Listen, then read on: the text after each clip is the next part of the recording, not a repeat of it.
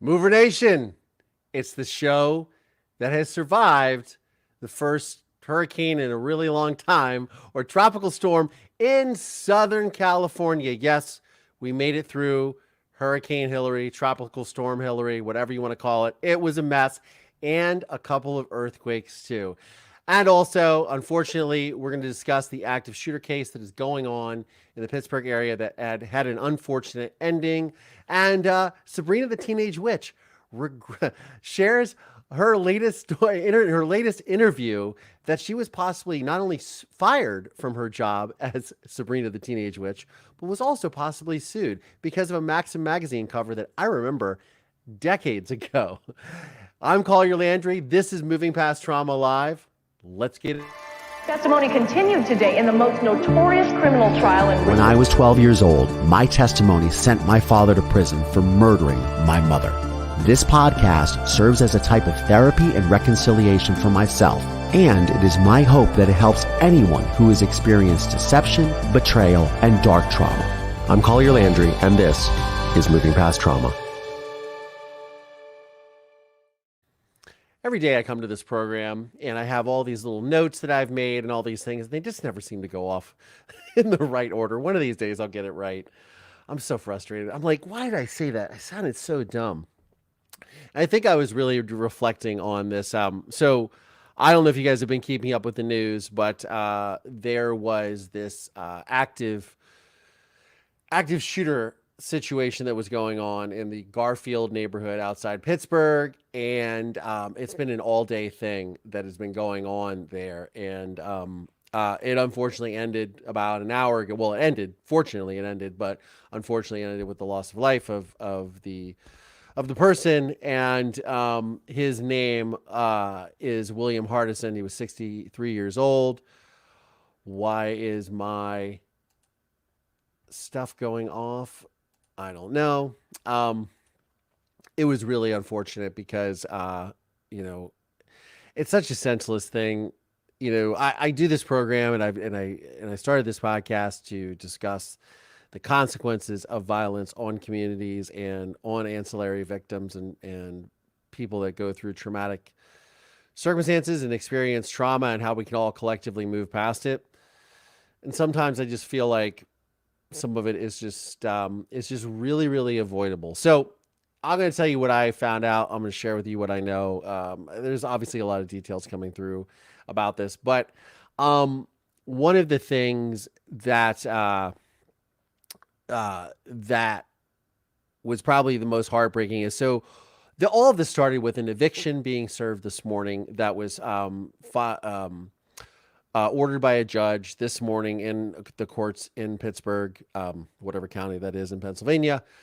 And they were serving this eviction on this William Hardison, who was a resident at this home that belonged to his brother who passed away the end of last year, 2022. The home was eventually was willed to his father, the father of him and his brother. And the father sold this to a local real estate company. And that real estate company was basically saying that he's been squatting there for X amount of months, 5-6 months, and they were serving this eviction. And I guess a lot of this brings, I was there. Let me backtrack on this. Over the last several years, obviously we went through a global pandemic, and evictions are now on the rise because people weren't able to pay their rent, and there was, because they weren't working, and whatever your opinion is on that, it is what it is. I'm not going to get into that, but evictions are on the rise, up like 60%, I believe I put in the show notes of today's episode. And I can remember I was in a building I lived in the Silver Lake neighborhood, Silver Lake, Los Feliz area of Los Angeles for probably a good almost 10 years. And our building that I was in was sold. And I was on my way to Amsterdam with my film, A Murder in Mansfield, and it was very, very exciting. And I got this eviction notice on my door. And I paid my rent on time and everything, but the building had been sold.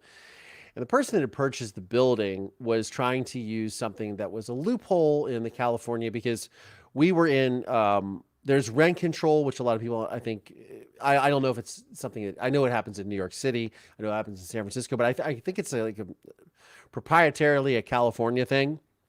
I never heard of it until I moved to California, but rent control, where you go in, you sign a lease, and then you're in certain areas of the city that you're in, they can go into rent control, which means that your landlords can't jack your rent up sky high and you get evicted, right?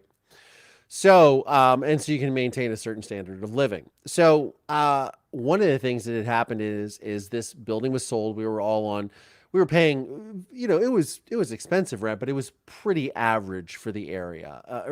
But some tenants were a little bit under that. But, so we were under what's called rent stabilization, and there was a loophole in this. It was called the Ellis Act. And this person who had purchased the building was using this loophole, in the Ellis Act to evict everyone out of the building. Now, at no point in time did he come to me. And like I said, I was getting on a plane to go to Amsterdam I was going to New York City and then Amsterdam. So I was going to be gone for almost a month. And I was starting a film when I came back. So I didn't have any time to deal with this nonsense, this mishigas. So I remember, contacting my fellow tenants. And honestly, if the landlord had come to me and said, "Hey, we want to raise your rent," I think that we're gonna raise your rent, and are you okay with that? I probably would have said yes. In fact, I even told my fellow tenants in the building, I said, if they raise my rent, like, I'm fine with that. I'm already paying below market value. If they raise it a couple $100 a month, I'll just live with it, because I don't want to move. Like, moving sucks. And and as someone who I also moved like 7 times during the pandemic. It was a nightmare between 2019 and 2021, like 7 times. It was ridiculous. But so is the way of the pandemic. But one of the things that struck me is they were using this law to evict people out of the building who were paying. There was an elderly couple that was living there, and they were her mom was a very senior citizen, like in her 90s, and so they were obviously, they had been there for 25 years, so they were not paying what market value was currently. So they were trying to get everybody out. But I started thinking, and there's a family in there. They have 2 kids in a very small 1-bedroom apartment, and everybody's on a fixed income, right? And I, as a filmmaker, was always working, so my income was always just like, much like it still is, always up and down roller coaster, right? Such is the way of the entertainment industry. But one of the things that struck me was, I don't want to say how unfair, but how unfair that is for people that are living on a fixed income, that are in a place, and when your home is your sanctuary, and you're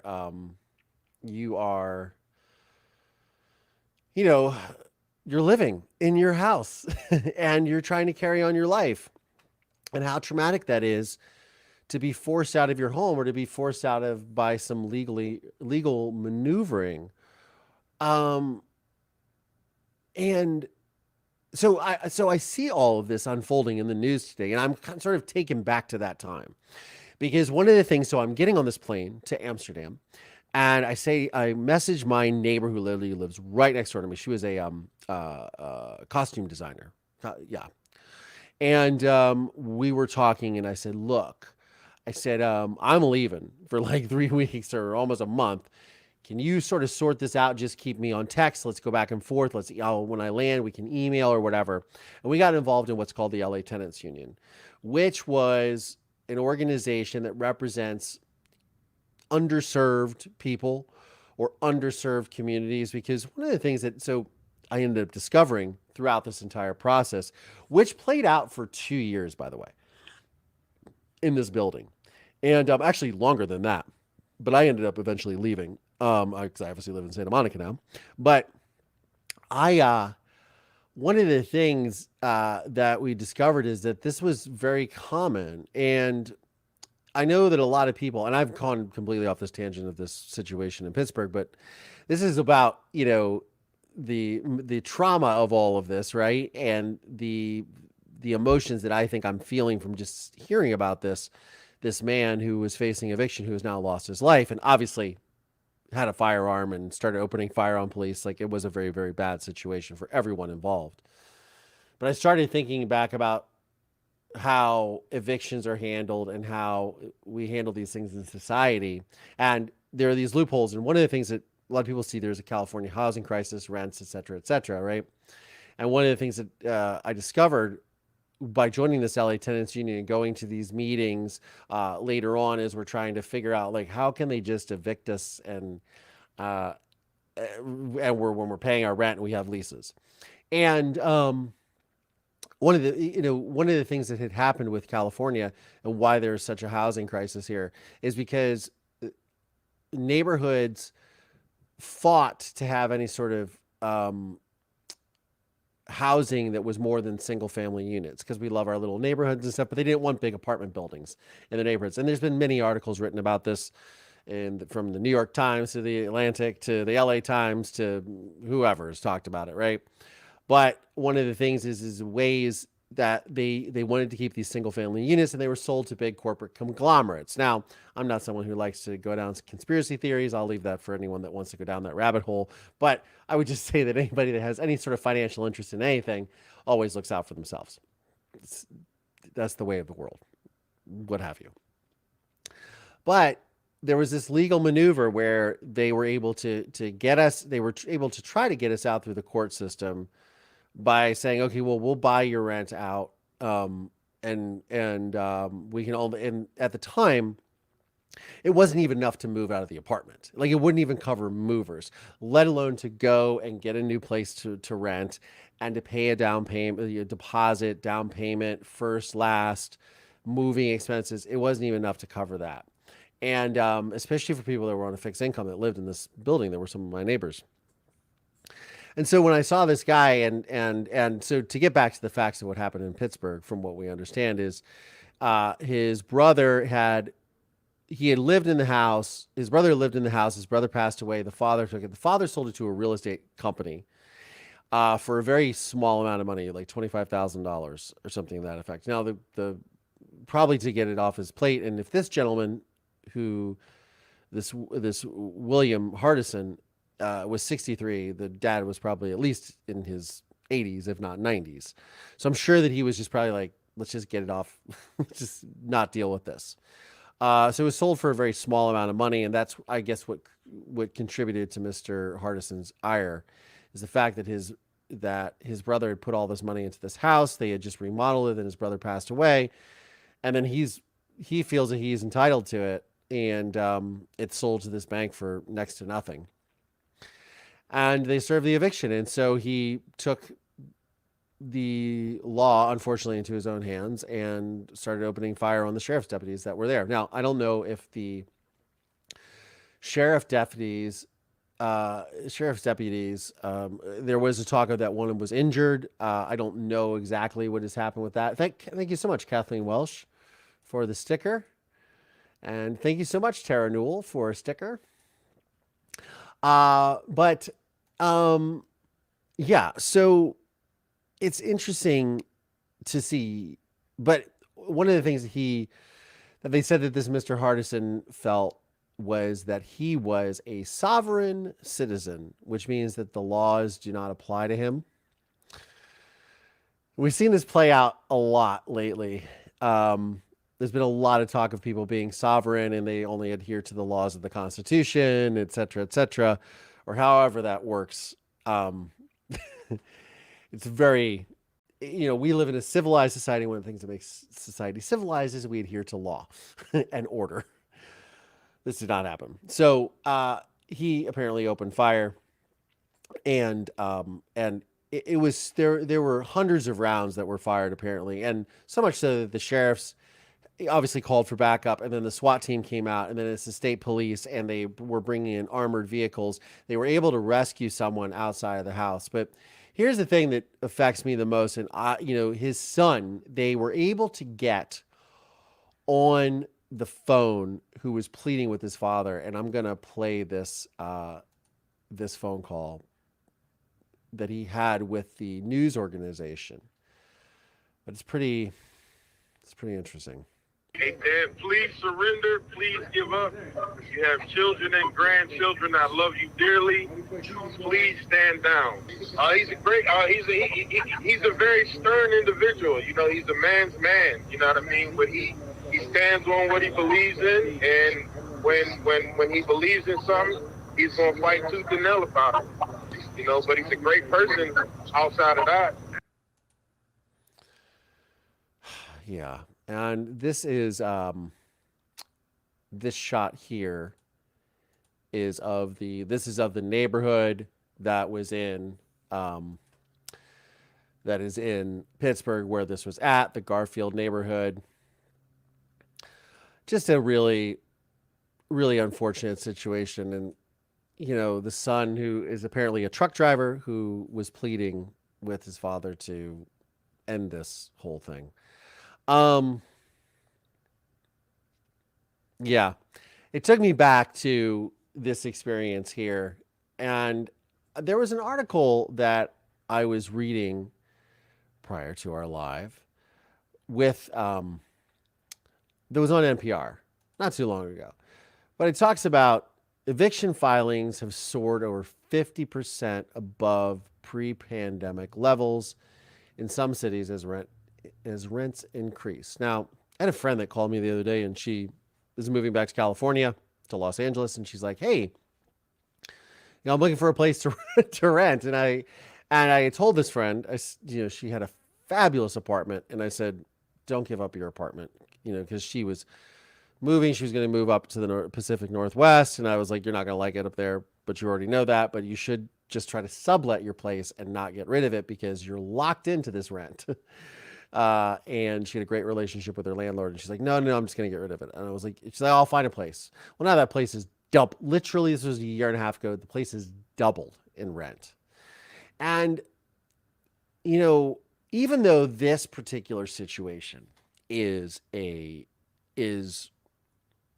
completely different in the fact that this is not like I mean, this is a landlord in a lot of ways that is, you know, that is evicting someone, but it's a little different because there's a family dispute involved, which is just so heartbreaking. It's over money. It's just, it breaks my heart. But the thing that I find that I find the most sort of not triggering, but is this going to become more and more commonplace? Are people going to try to stand their sort of ground and feel like because where are you going to go if you can't live in your house, right? And we already have an escalating crisis here in the United States with people who are unhoused or unhomed. And this is just going to exacerbate. And I think that when we look at like the obviously the economics, like, you know, I don't watch the economic numbers daily, but I do know that rents are increasing and people aren't making a whole lot more money. And are we going to see more situations like this? Because obviously this puts not only a community in jeopardy, it puts the life of law enforcement in jeopardy. It puts the lives and the families and the trauma that they go through, right? Where this son is, you know, and he was in Ohio at the time, so I don't know if he made it to Pittsburgh to try to help get his father out of the house before it ended up being fatal or what happened. But, you know, now this family is traumatized and all over dispute.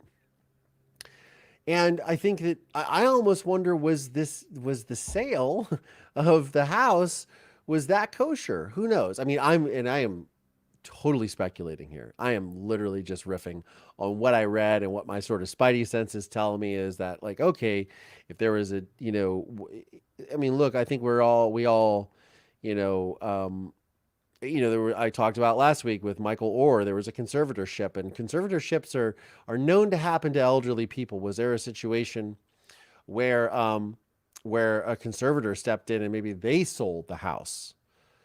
And that was at a dispute because the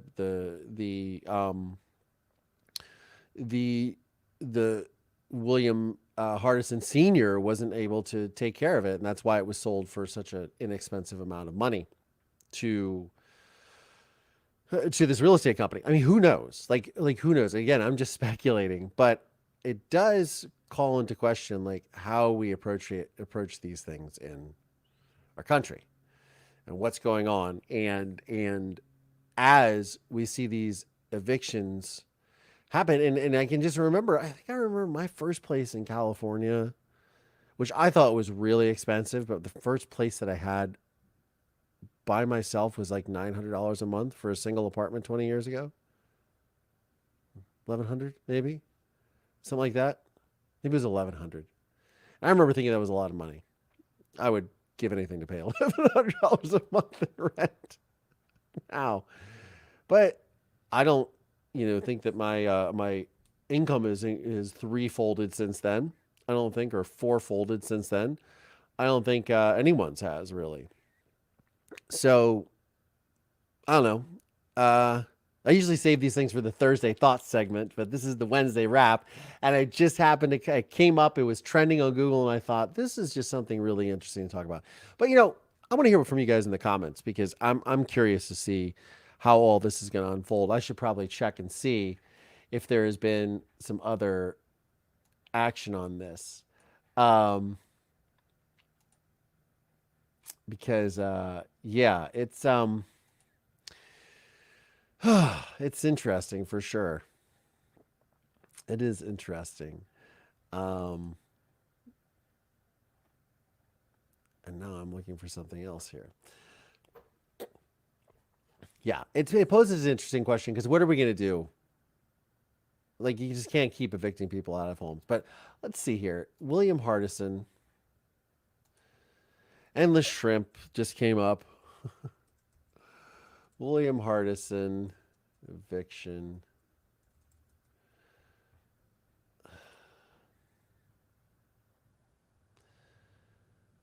I mean, it just, and I think, it's as they say, like, desperate times call for desperate measures.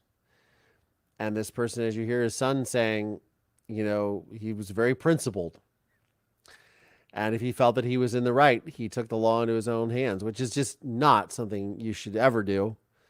But I just wonder if we're going to see more of this.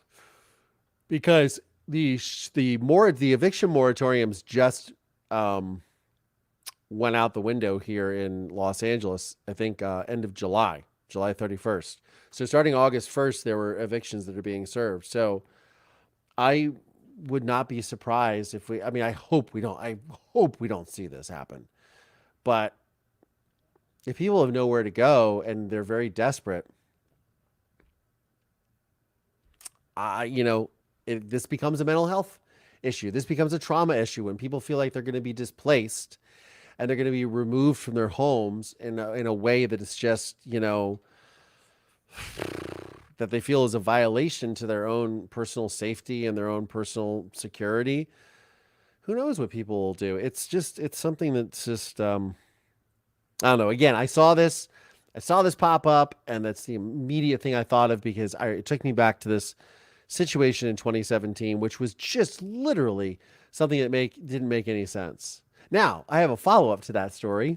So I ended up leaving the building in 2019 because I was just done with the shenanigans.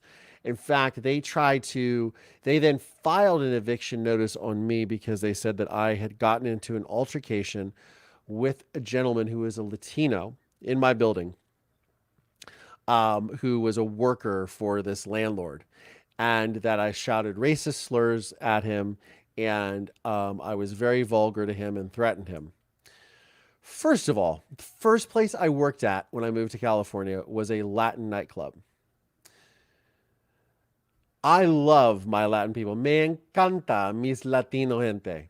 I love Latin America. I love Mexicans and Hispanic people in this country. I love the culture. I love the music. I love everything about it. The food, especially.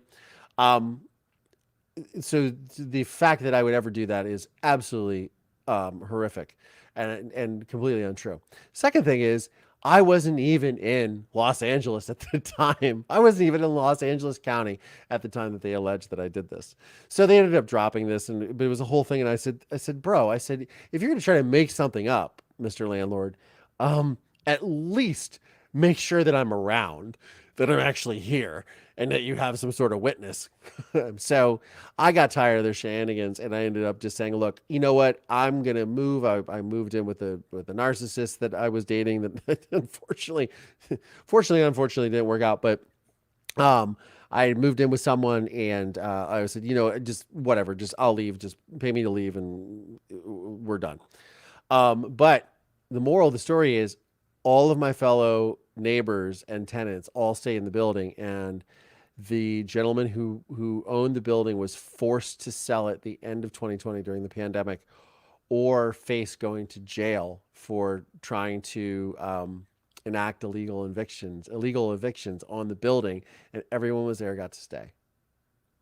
And they kept their same rent because somebody bought it who was very altruistic and who was very, very cool and said, hey, y'all can live here and stay, and you're wonderful tenants.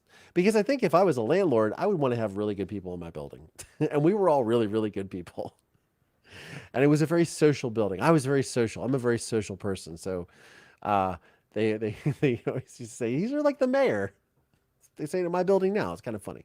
But yeah. And there's no more information other than this gentleman lost his life. And it's really sad. It's really, really sad. He had fired on officers and had shot down at least 2 police drones during the situation. And they had called in, they had called in a series of long guns with law enforcement too to handle this. So obviously he was very heavily armed. And it's really unfortunate, but they were able to rescue someone. Either was a neighbor or someone that was trapped in the home that wanted to leave. And they did that. But yeah, it's really, really unfortunate. And they evacuated the entire neighborhood apparently as well. So just what a really unfortunate thing for this community and this family. I don't know. It's yeah.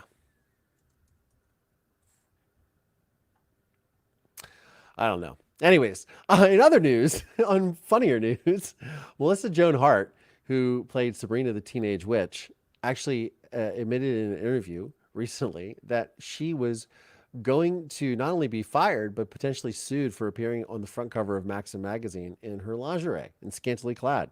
And I can remember seeing this image when Maxim magazine, is Maxim magazine even a thing anymore? I have no idea. Maxim magazine, every young man in the country was reading Maxim magazine like 2 decades ago, and I was one of them. Every college age or teenage boy, we all had Maxim magazine. But I thought that was very interesting, as I said at the top of the show. And she, I remember she was a neighbor of mine years ago, and she owned a restaurant. Like a vegan, healthy restaurant. This was in, not Sherman Oaks, Studio City, California. And so she, it was pretty funny. But yes, this was pre-Goop days. She had her own little restaurant. I can't remember what it was called. It was a bakery, and it was really quite popular actually in Studio City. It probably still is. She probably still has it, I'm sure. Anyways, let me see here. I'm going to look at some of the... Blackwater says, I used to buy Maxim to draw bodies. That's funny. That's funny. It was totally off on Pittsburgh today. It was just crazy. And of course, the courthouse gets all kinds of worked up, which everybody can understand. But it was bad. Interesting to know, Paige Matthews. Look at all these chats in the group.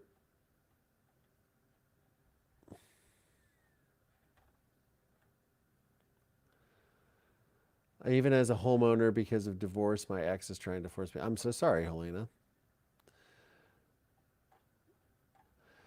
Oh boy. Anyways, hey, so if you guys know, I am headed to not CrimeCon. I am headed to True Crime and Paranormal Podcast Festival this Friday, Saturday, and Sunday in Austin, Texas, with, of course, my friend and partner and co-host of the Survivor Squad podcast, Tara Newell, who's probably still in this chat. Maybe, I don't know. But we're headed out there. So if you guys are in the Austin area, please check us out at True Crime and Paranormal Podcast Festival. And also, we will be headed out to Obsessed Fest in October. And then before that, CrimeCon, September 22nd through the 24th. We'll have a booth there. We'll be on Podcast Row. We're also speaking there. It's going to be fantastic. So come and check us out. We're doing this little tour the next 3 months. So I'm very excited. And on that note, I am now, as a show sponsor of this program, NextEvo Premium CBD, which I will be taking on all my flights to help alleviate any sort of anxious feelings that I'm having as I am flying, jet setting around the country. It's going to be great. And you guys can take advantage of getting 25% off your order, plus a free bottle of their premium CBD. Links to that in the show notes of today's episode, nextevo.com/MPT. Check it out. That is our new show sponsor. So wanted to give them a shout out. How about some letters from prison? Because I know that you guys love these, and I recently got some information. Oh boy. Marisol is supposed to be back today. Marisol has been gone for a very long time because I had these, work done here at the house, and it was very, very toxic. And little Chihuahua cannot be around toxic fumes. So she will hopefully be back this evening. And then I leave, which just makes me sad. Oh, yes. Look what I have here.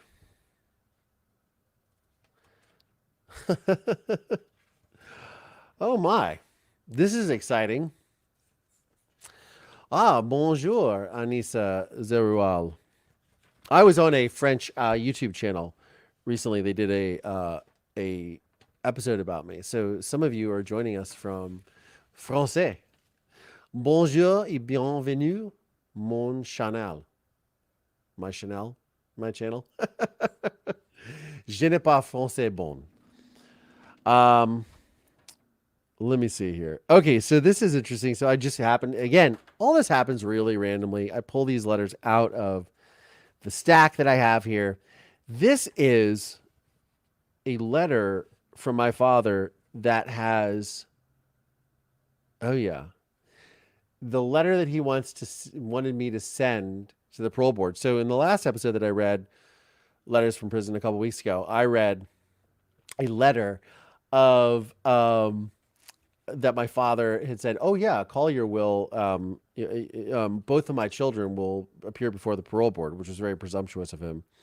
But this is the parole board letter. So this is my father's letter to me from him. So this is from September 2010. This says, Saturday evening, September 11th. Dear Collier, prayerfully you are well and rich in his grace. This is the first of 2 envelopes that contains 2 copies of a letter I have prepared in your name as a possible format. The letters, envelopes 1 and 2, contain the same, essentially the same, verbiage, but presented structurally different. Structurally different. What I have written is precisely 2 things. 1, what my, quote, experience has taught me what the parole board is, quote, expecting in such a letter, victim impact. And more importantly, 2, the issues we have discussed personally that ultimately affect us as we move forward as a rebirthed family. This is going to have to be a whole episode by itself. Look at this. When you complete your letter and get it notarized, please send it certified mail to the lawyer and prevent any loss in the mails. The supervisor of social services here will send a letter also. So what I wanted to accomplish is being met. Send your new address and zip code. I will try to get a call into you soon. Great, super great news. On Wednesday,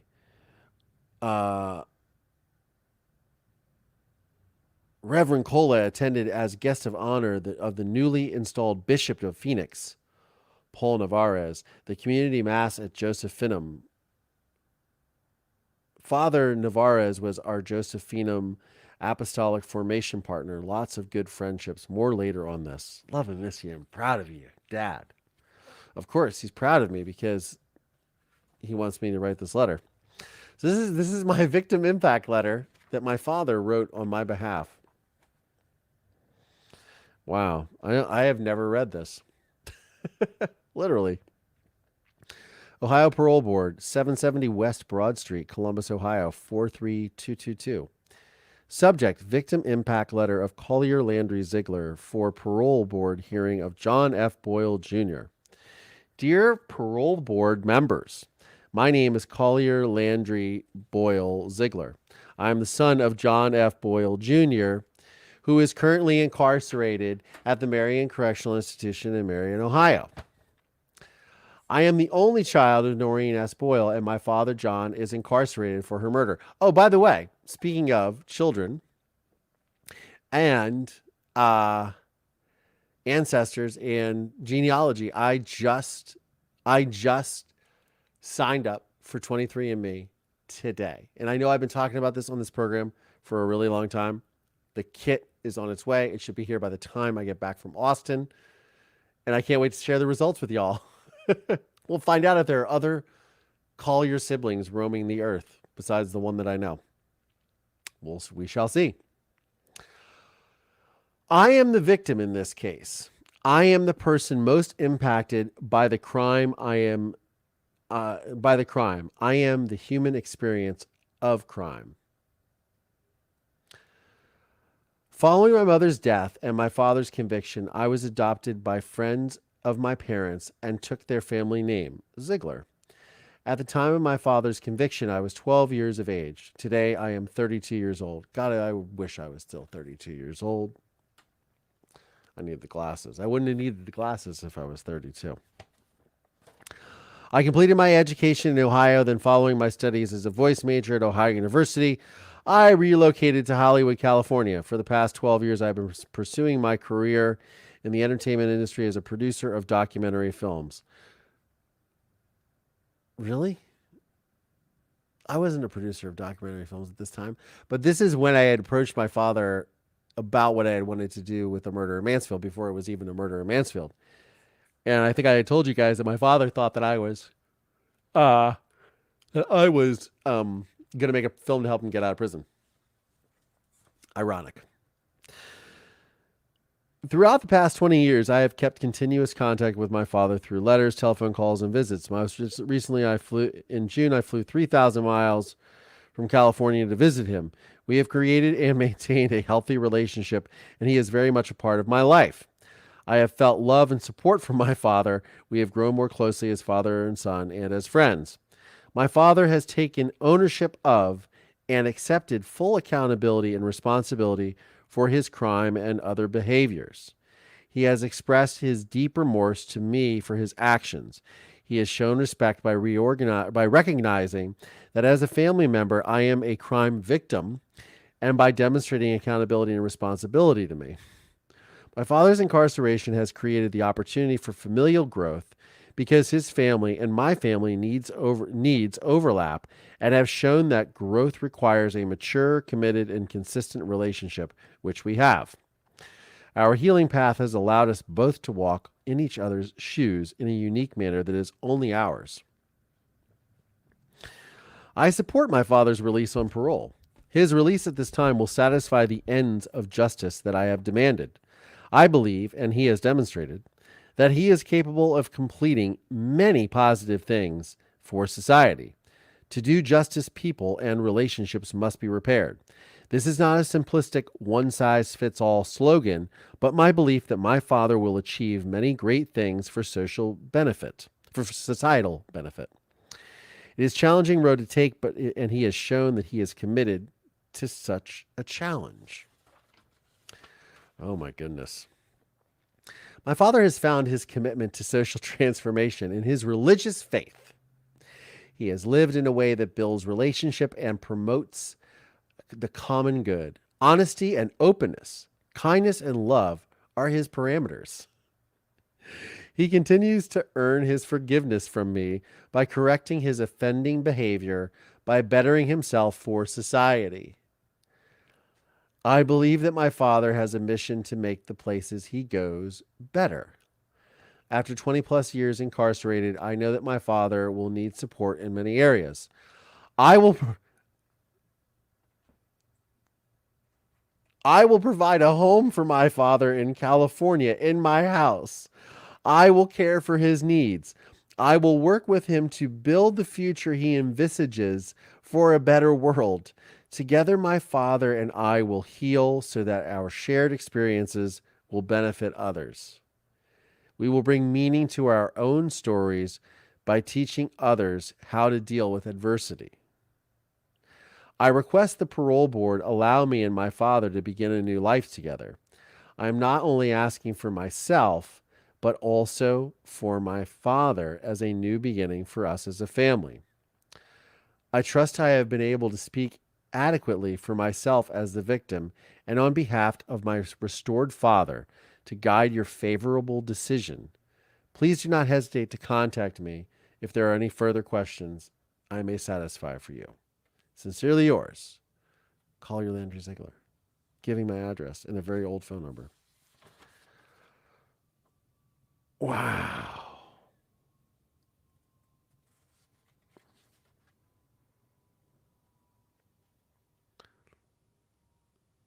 They said there's 2 copies and that they were different, but it doesn't look like they are.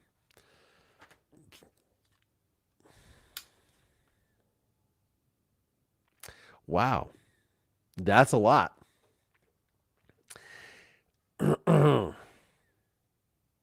That is a lot.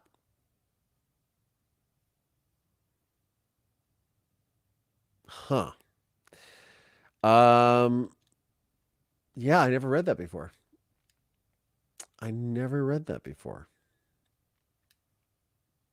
It's pretty interesting.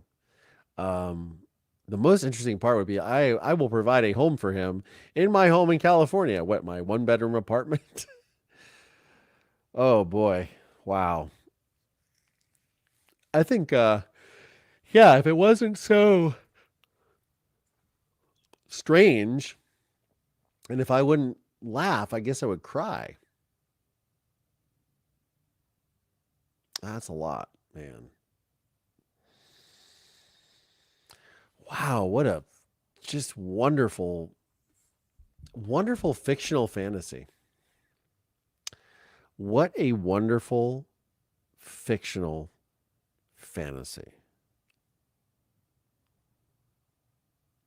Huh. Yeah. It's very interesting. I mean, I guess it could have been. It would have been nice if a lot of that was true. It would have been nice if a lot of that really was true, but it really isn't. I mean, I think yes, we built a relationship over those years that was very superficial and very one-sided. And very yeah, wow. That's a wild letter. That's a wild, wild letter. I don't really know what I think about all that. I think that I wish a lot of it was true. I think I wish in my own sort of life and understanding that was really the case.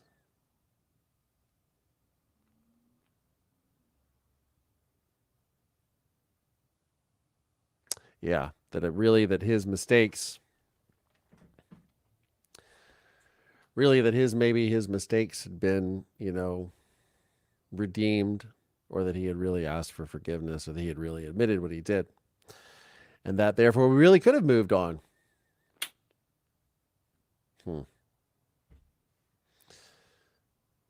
Yeah, that's a heavy letter. And just very presumptuous on him. But again, I think that it's just another example of when you're dealing with people who are manipulators, who are, gaslighters, who are narcissists, right? Is that you literally are dealing with people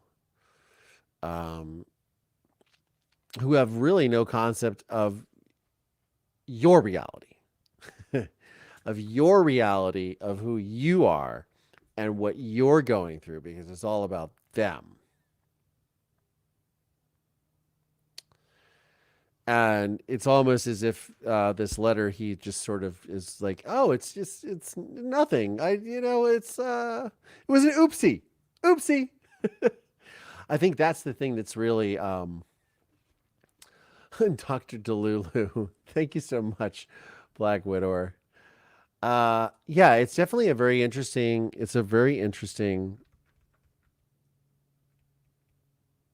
thought, because yeah, it's, when people are sort of involved in these types of delusions, they are, they have zero concept of reality. Like, my father has zero concept of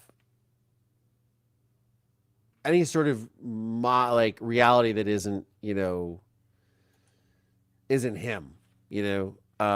It's all about themselves, and I think that's sort of the thing you gotta.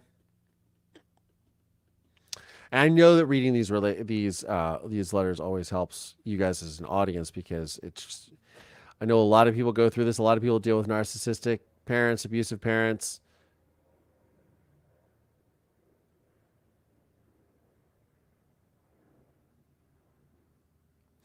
Okay, so sorry. So, total disruption.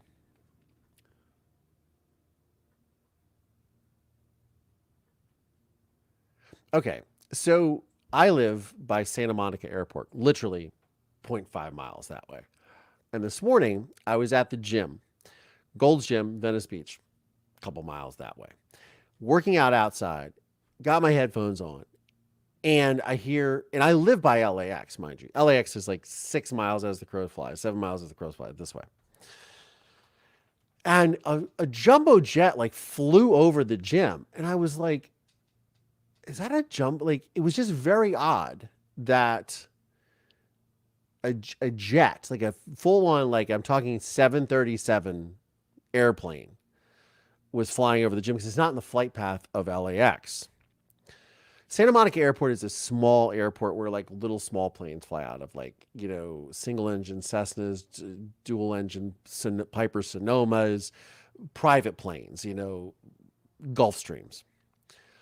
Literally, as I'm doing this live, it had to be in a 737. Literally was just flying 300 feet from my house. Literally, I mean, just right past the telephone poles. It must have just taken off from the runway here. That was trippy. Sorry. That just blew my mind. Wow. What is going on with the world? Somebody said Mercury retrograde is happening. But that would explain why, when I was at the gym this morning, that there was an airplane that flew over. It was so loud. I had my headphones on again, and I literally looked up, and it just flew right over me. I was like, why is it? I was like, this isn't in the flight path of LAX. And this jumbo, I wonder, maybe, well, most certainly wasn't Air Force One, that's for sure. Wow. That is trippy. Sorry to get way off base, guys, but that was wild. Because I literally, yeah. That's a big airplane. Maybe not even about a quarter of a mile from here. Yeah, about a quarter of a mile from my window. Like right over the next street. That was trippy. Oh, man. No, I don't ever remember mailing this letter. I don't ever really remember reading this letter. But it's wild. No, because I couldn't have mailed it because there's 2 copies here. Both for me to sign. That blew my mind. That is some wild stuff. Yeah, so there's 2 copies here. So they were the 2 copies that were supposed to go. I guess I never mailed it. Oopsie. There you go. I see military planes and all of that, sometimes, but that's the first time I've ever seen like a commercial aircraft that close to my place. Right out the window. Like below the line of the telephone poles. That's what blows my mind. It was like, at least from this vantage point of right here, that was trippy. That was super trippy.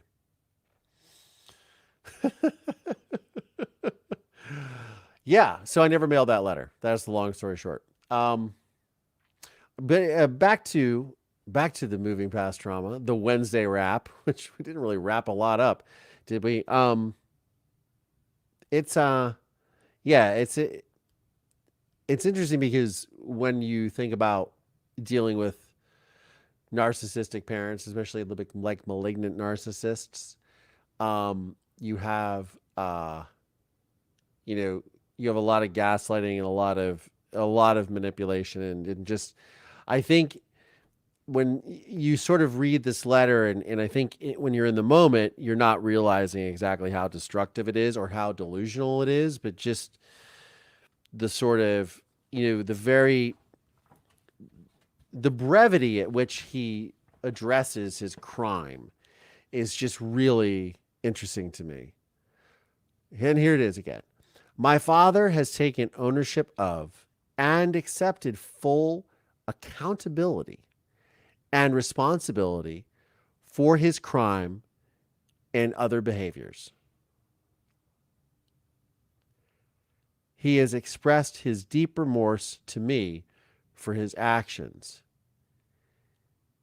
He has shown respect by recognizing that as a family member, I am a crime victim, and by demonstrating accountability and responsibility to me.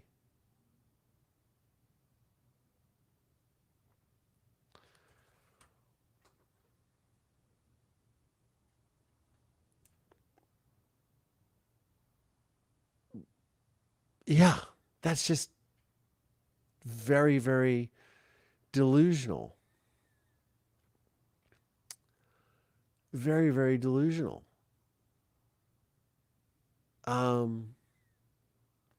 He has taken accountability and responsibility.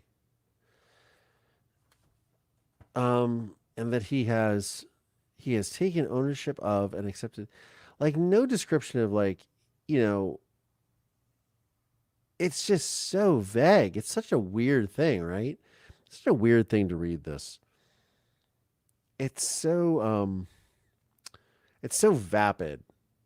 It's so hollow.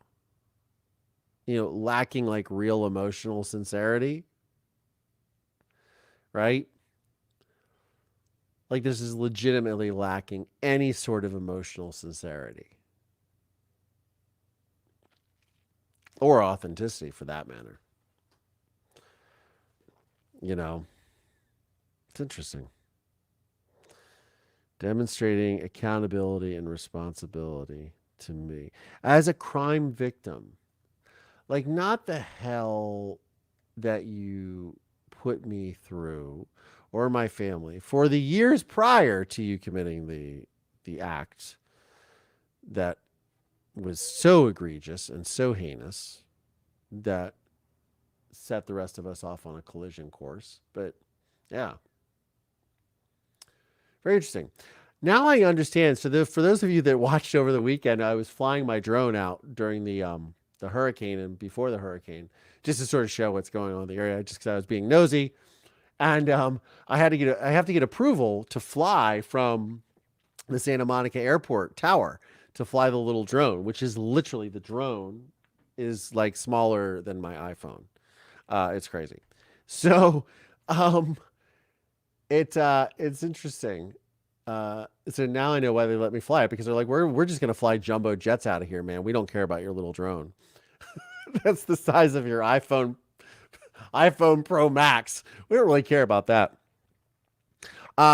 Yeah, this anyways, back to the letter. This is just this is really staggering.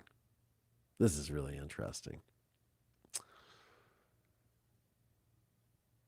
Just the fact that he could speak for me is crazy. Yes.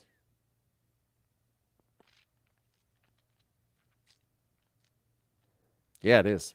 It's absolutely wild to me. It's absolutely wild and mind-blowing to me that he could think this.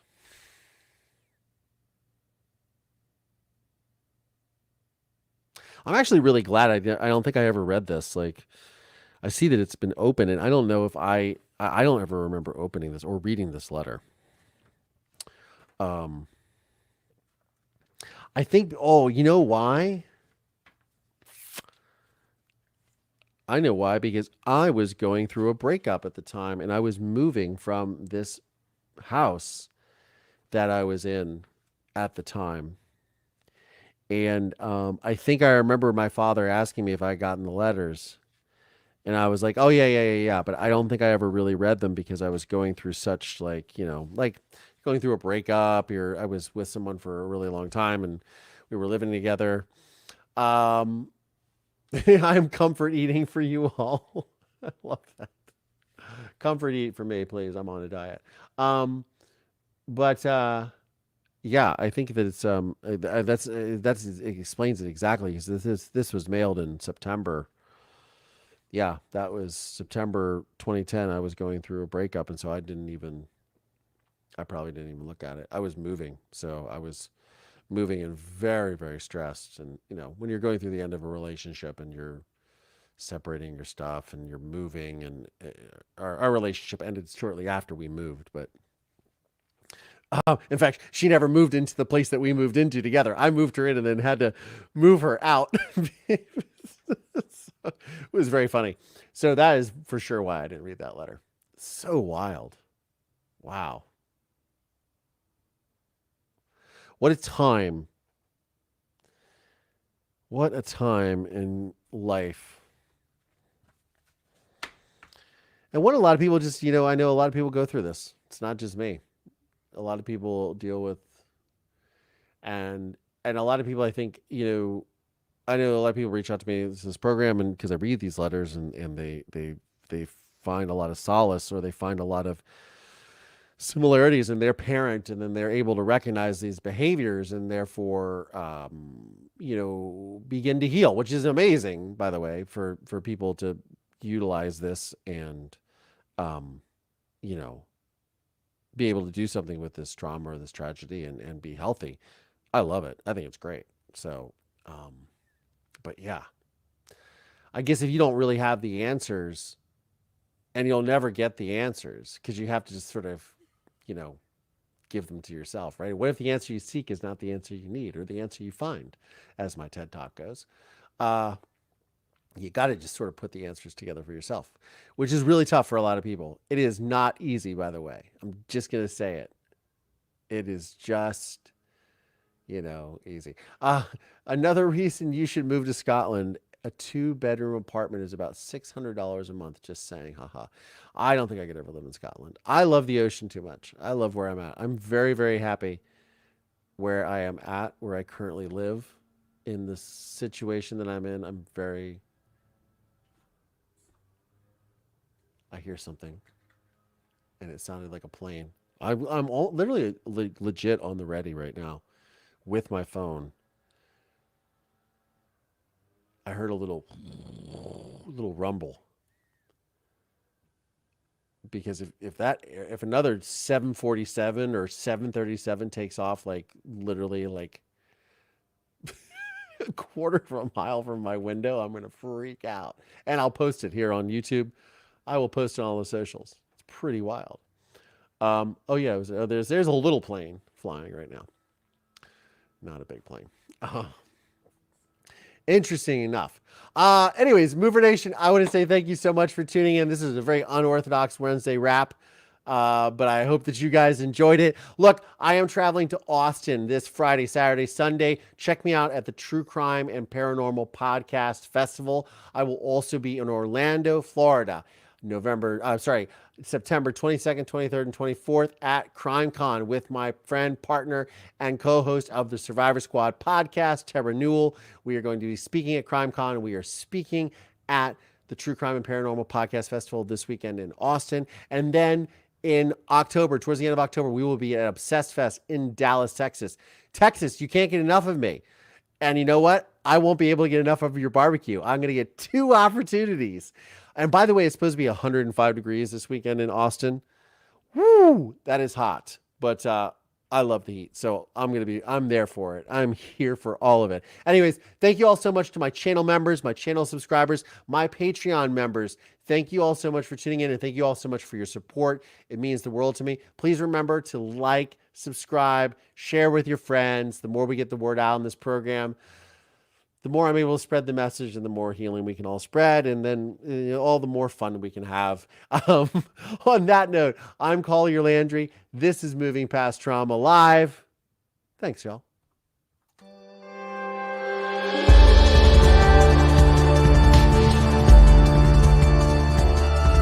This podcast is made possible by support from listeners just like you. For exclusive content around this podcast, please consider supporting me via Patreon by going to collierlandry.com/support. Please subscribe via Apple Podcasts or wherever you get your podcasts from, and please leave us a 5-star review. If you want to see video episodes of this podcast, please check out my YouTube channel at youtube.com/collierlandry. You can find links to additional resources in the show notes of today's episode. This podcast is a production of Don't Touch My Radio. Copyright Collier Landry.